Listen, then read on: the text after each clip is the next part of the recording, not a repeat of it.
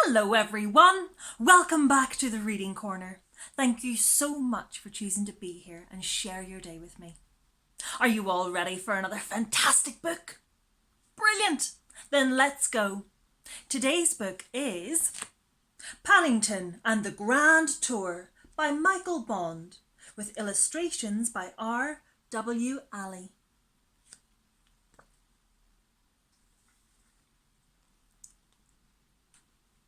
One morning, Paddington answered the doorbell at number 32 Windsor Gardens, and to his surprise, he found his best friend, Mr. Gruber, waiting outside.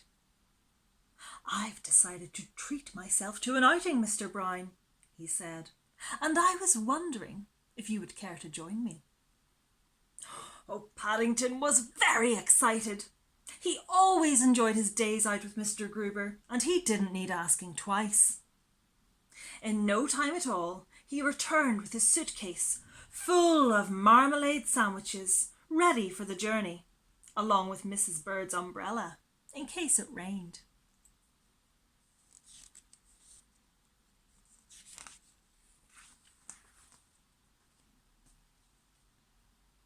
They hadn't gone very far when Paddington spotted a bench.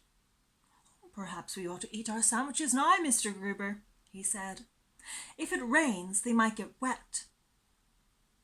While they had stopped, Mr. Gruber showed Paddington some photographs of the places he wanted to visit. "I thought we might go on what's called a hop-on, hop-off bus," said Mr. Gruber. "You can come and go as you like, so it's possible to see lots of different sights with only one ticket." "Oh, I don't think I've ever been on one of those before," said Paddington as they went on their way. "It sounds very good value." But as they turned a corner and Paddington saw the waiting bus, he nearly fell over backwards with alarm, for part of the roof was missing. "Why, I think the driver must have gone under a low bridge by mistake," he exclaimed. Mr. Gruber laughed. "Don't worry, Mr. Brown. It's made that way so that the passengers have a good view of the sights. If you wait here and form a queue," he continued, "I'll get the tickets. Then we can make sure of seats in the front row." "That's a good idea," said an inspector. "The early bird catches the worm, and I'm expecting a large party of assorted overseas visitors any moment now."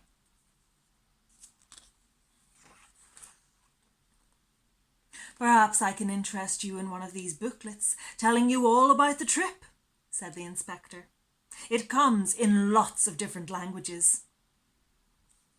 Paddington was most impressed. "Thank you very much," he said. "I'd like one in Peruvian, please." "Peruvian?" repeated the man. "Oh, I'm afraid we don't get much call for that." "You don't get much call for it?" exclaimed Paddington.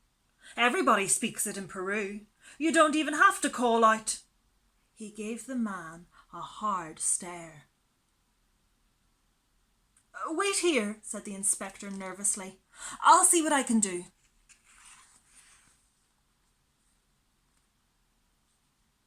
No sooner had the inspector disappeared than Paddington saw a crowd approaching, so he raised Mrs. Bird's umbrella in case he had a job finding him again.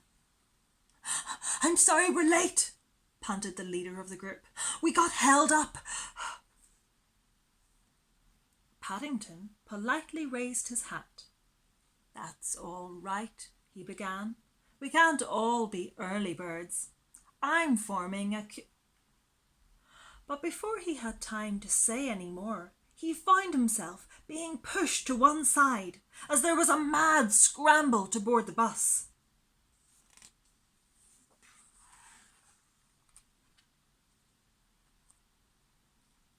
Paddington watched in dismay as everyone on the top deck began fighting for the front seats. "I wouldn't sit there if I were you," he called. "There may still be some worms." But he was wasting his breath, so he tried again. "Excuse me," he called.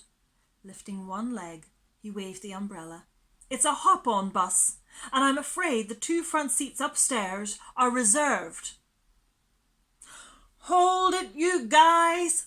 The leader gave a loud blast on his whistle. "You're supposed to hop everywhere, okay? Pass it down the line."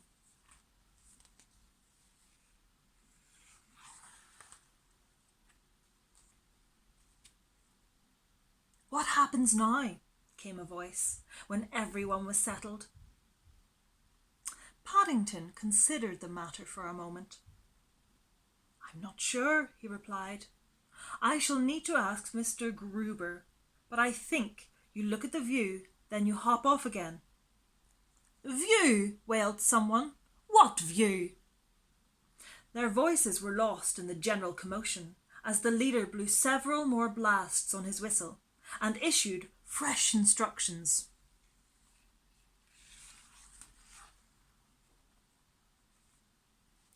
"I came on this trip to see the sights," protested a lady as she staggered off the bus, "not become one."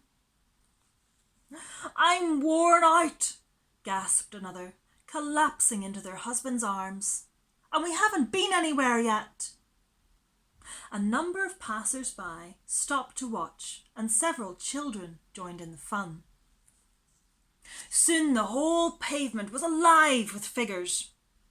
Paddington tried closing his eyes, but whenever he opened them, more people had arrived.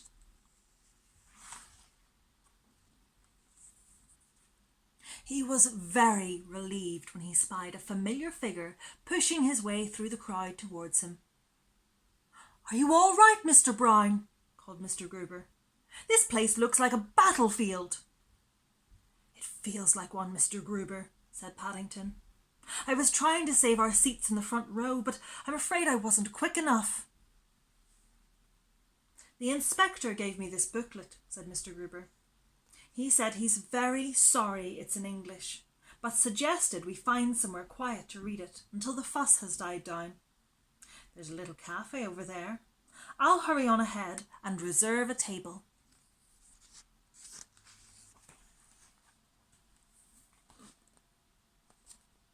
Mr. Gruber hadn't gone very far before Paddington felt a spot of rain on the end of his nose, so he stopped to open the umbrella. Almost immediately, he heard a whistle and a voice shouting, "Follow him, you guys! Don't let him get out of your sight!" Paddington hurried on his way as fast as his legs would carry him. Even so, he only just managed to reach the cafe ahead of the others. "Quick, Mr. Brown!" hissed a voice from behind some potted plants. "Over here! There's some cocoa on its way."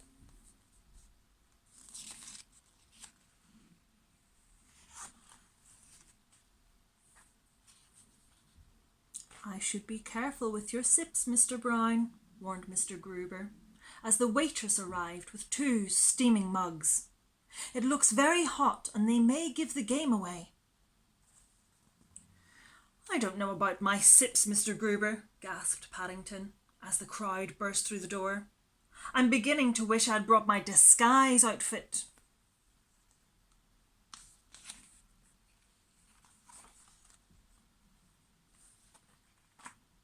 "There you are!" cried the leader. "I've never known a tour captain so hard to keep up with." "Tour captain?" repeated Paddington. "You were holding up your umbrella," said the man. "That's what tour captains always do. It's so that people don't get lost." "I'm not a tour captain," said Paddington hotly. "I'm a bear." The crowd fell silent as they took in the news. "You mean we've been doing all that hopping around for nothing?" complained one of the party. "I thought it was some quaint old English custom." "What are we going to do now?" cried someone else. "We've missed our bus."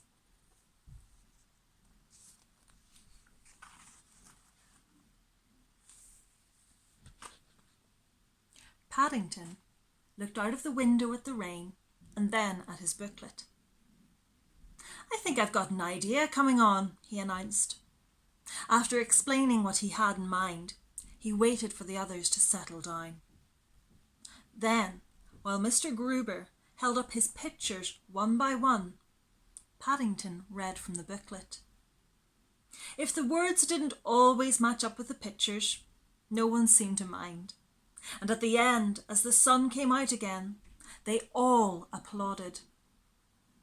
"That was the best tour I've never been on," said someone, amid general agreement.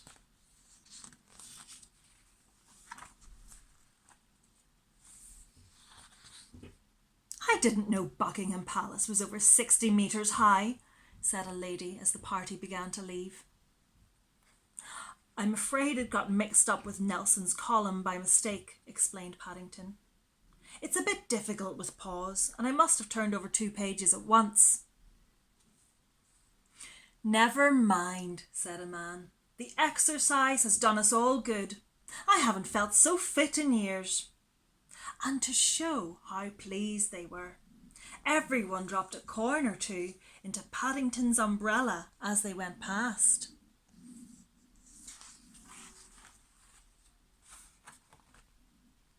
"Well," said Mr. Gruber, when it was all quiet again, "what do you think of that, Mr. Brown?" "I think," said Paddington, "I might become a tour captain when I'm old enough. It seems a very good job for a rainy day, especially if you have your own umbrella." The end.